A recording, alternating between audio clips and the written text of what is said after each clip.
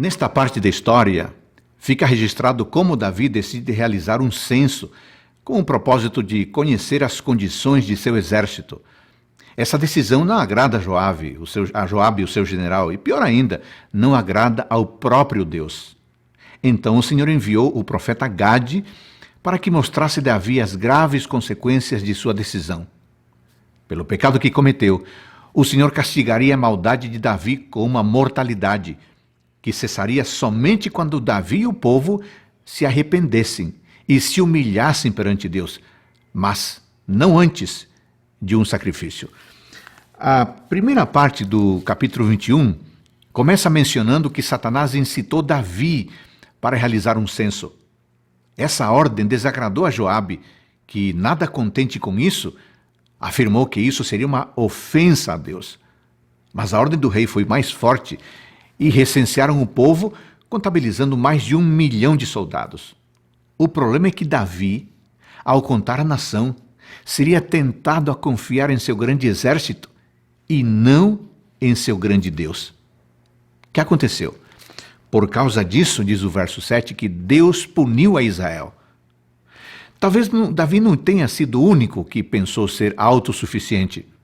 Provavelmente o povo também começou a confiar mais em seu poder militar. Isso Deus castigaria.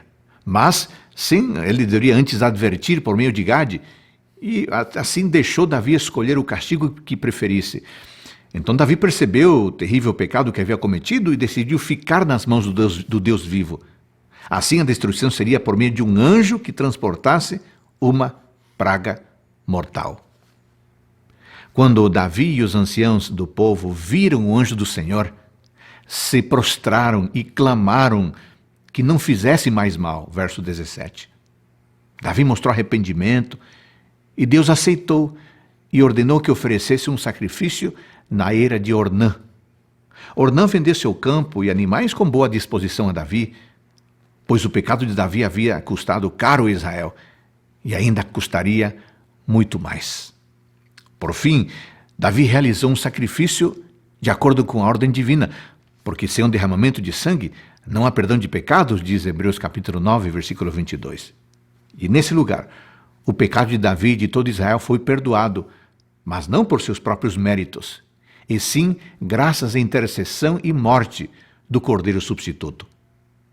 Todo mal acaba quando o Cordeiro de Deus intercede por nós. Enquanto a praga mortal matava Israel por seu pecado, somente a expiação do Cordeiro poderia salvá-los. Mas esses méritos seriam válidos somente se fossem acompanhados de um verdadeiro arrependimento por parte do povo. Amigos, o desejo do ser humano de buscar alguma desculpa para não confiar em Deus é pecado.